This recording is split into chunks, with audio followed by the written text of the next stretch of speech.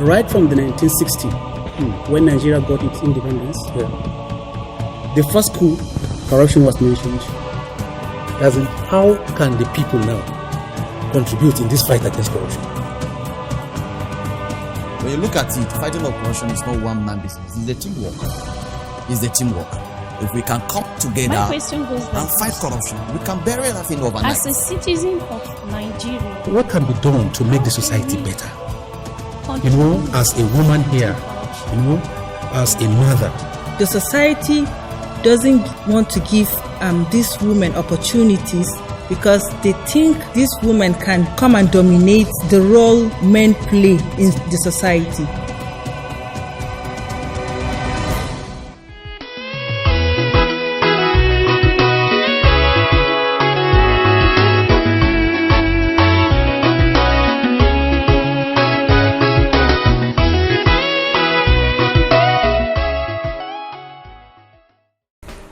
Hello and welcome to this week's episode of the program Corruption and Society. My name is Jack Vincent Fidelis and I'm your host. The program today we will be having different segments, and in one of our segments is the discussion program we had with our guest, Dr. Sharafa Dauda of the Department of Mass Communication, University of Maiduguri, on the topic Effects of Corruption on Society. Nigeria, a country endowed with a plethora of human and natural resources, from the fringes of the Sahara to the shores of the Atlantic.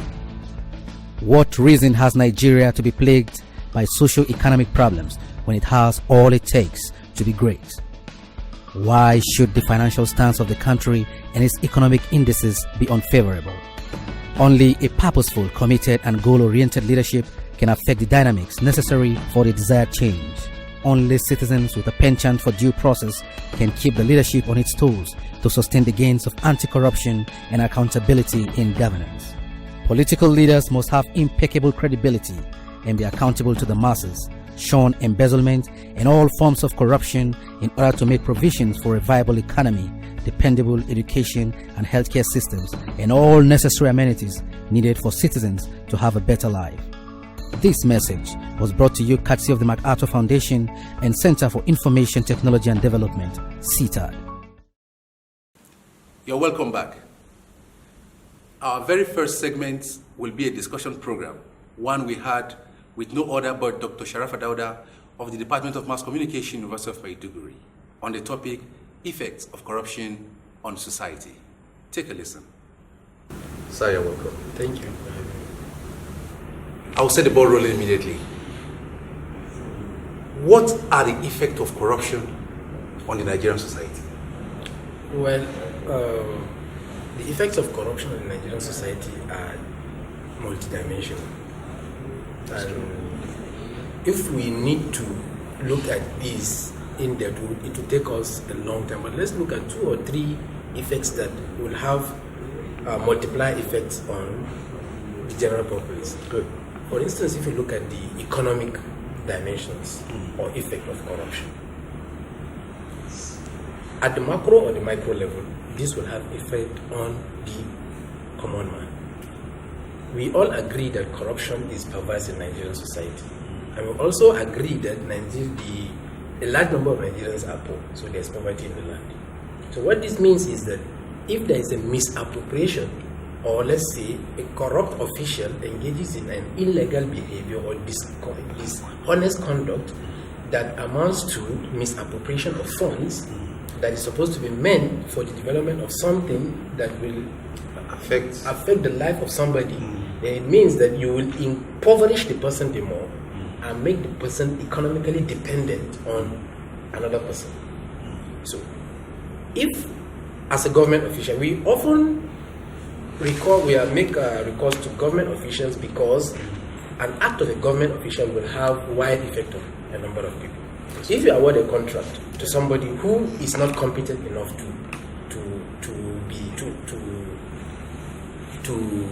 implement the contract, it means that you are engaging in a corrupt act. because there's a due process for awarding contracts. You have to bid for it. You have to advertise for it first. People will bid, and then the one who is most competent will be awarded the contract based on technicality, based on experience, and based on several other things. So if you award a contract to somebody who is incompetent, the person will do a shoddy job. For instance, if you want to build a hospital, for instance, the person will go and bring in the wrong equipment, right? The person will develop a structure that doesn't have the functionality that it's supposed to serve, and eventually it will not serve the purpose. And meanwhile, the reason why you are giving it to somebody who is not competent, who is because of an act of corruption, so that something will exchange hands. All right, thank you very much. You see, all Nigerians are aware of this fact that corruption has terrible effect on the general public. People are suffering today because some people up there are not doing what they should do. We know this.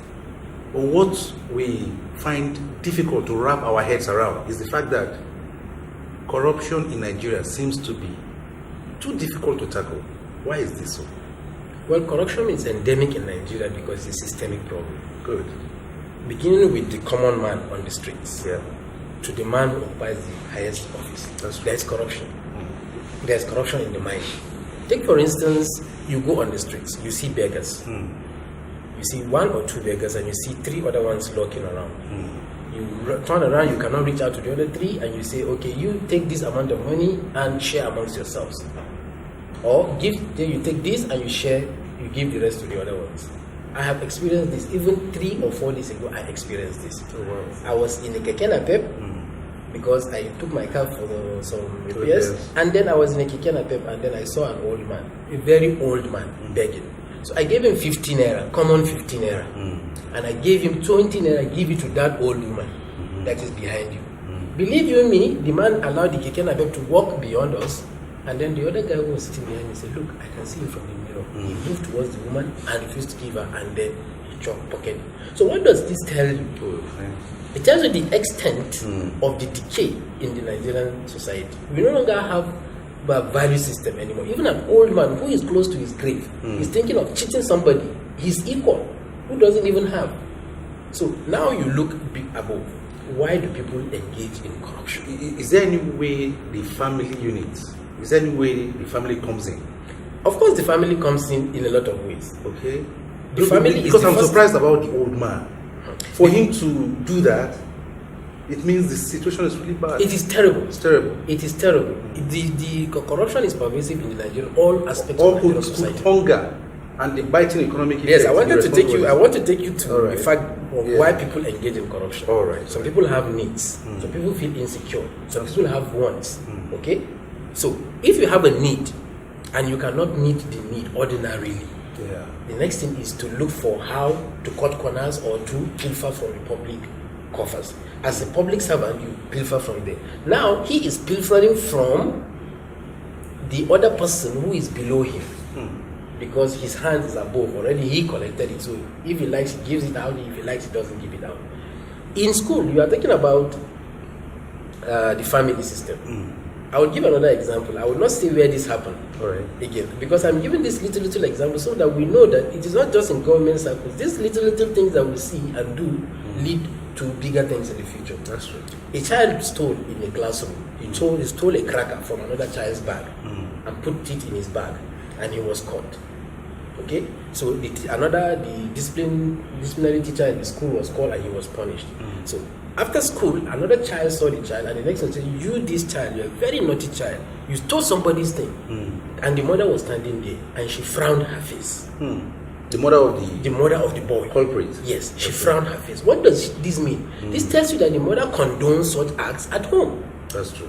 If she doesn't, she will be very furious with the child, and then she will start dealing with the child there. So it means that we don't do our jobs at home.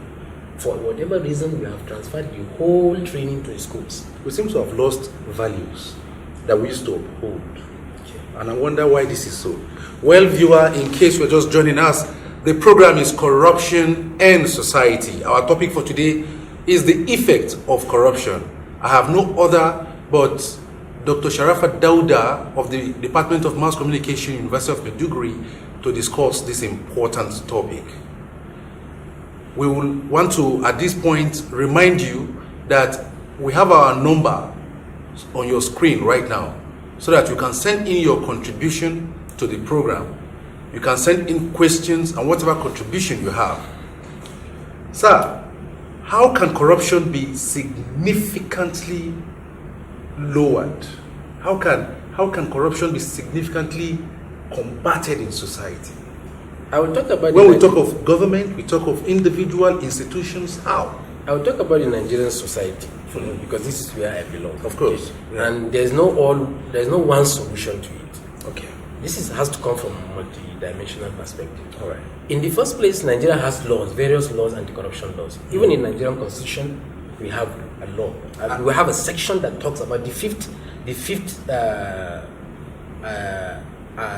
section talks about corruption, and that a public officer should not enrich himself or collect something for the benefit of himself in his interest against the interests of society. Okay.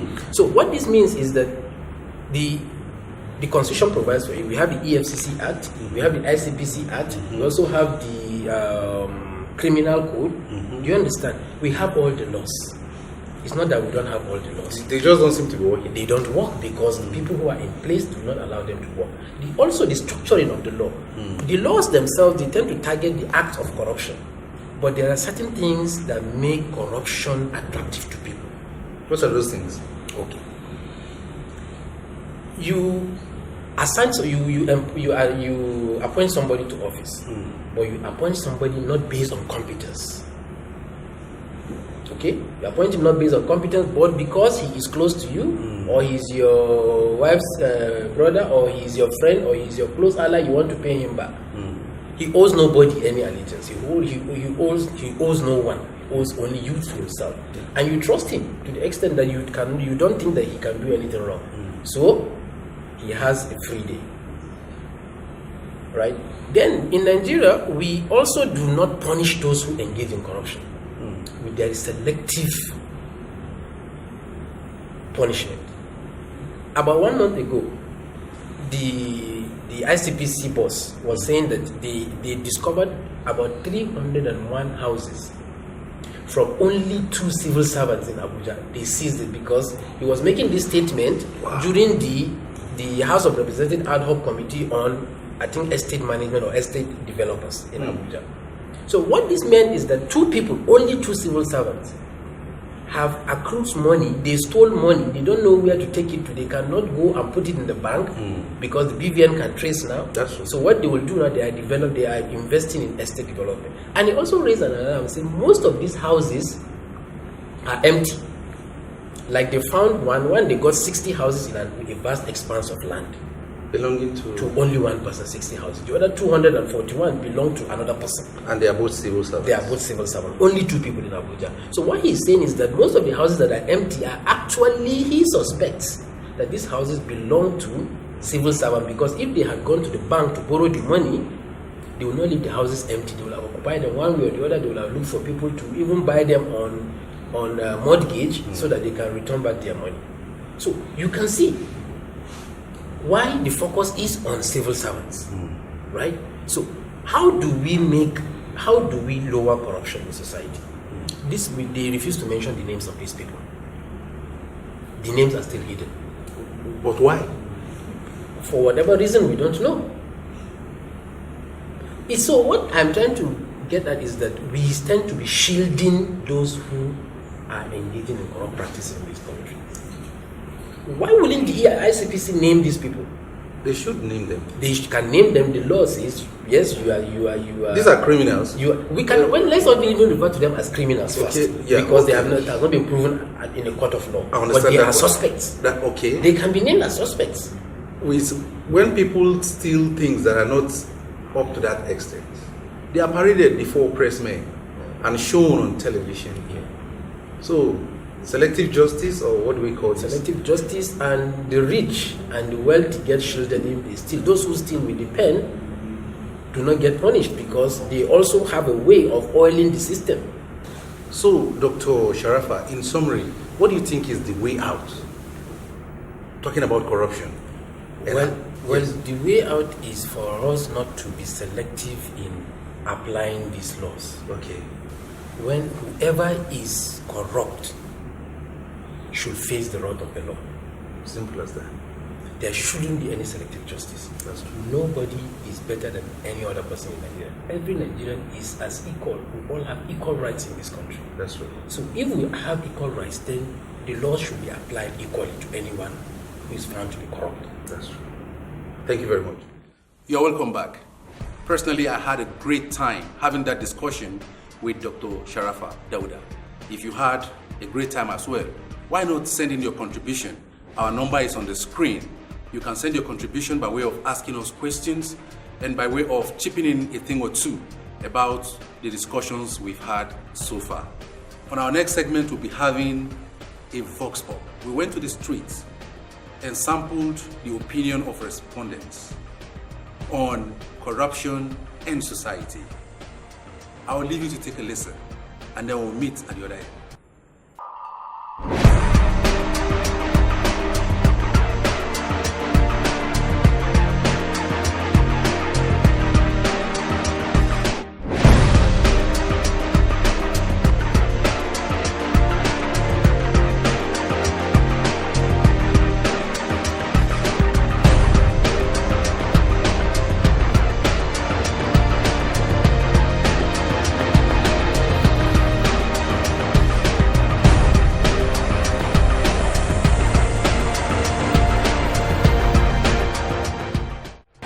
My name is Egbe Ruth, and I'm a student of the University of Maiduguri. 200 level student of the University of Maiduguri, Victor Israel Gunso by name.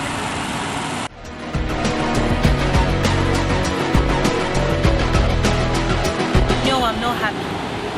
Because Nigeria as a government has passed certain levels, but it feels like we have been drawn back by our governor, our president, and all of those things. We don't have good roads, we don't have lights, we don't have water, good water system. There are still children on the streets. There are a lot of things that are not to be happy about. No. There's actually, there's one development to be done because we're experiencing a lot of issues. Personally, like the location we're staying in right now, we have issues of security for the past how many years? Or it's getting to a year actually, months, we've not had lights. We have issues of electricity. And then the prices of things are continuously climbing. So like, how do you need people to survive? But yet, there aren't adequate jobs and we don't make provisions for the citizens. So it's actually very frustrating and the common man cannot survive. Nigeria has basically become a place for the elites. And so it's a very, very, very tormenting situation.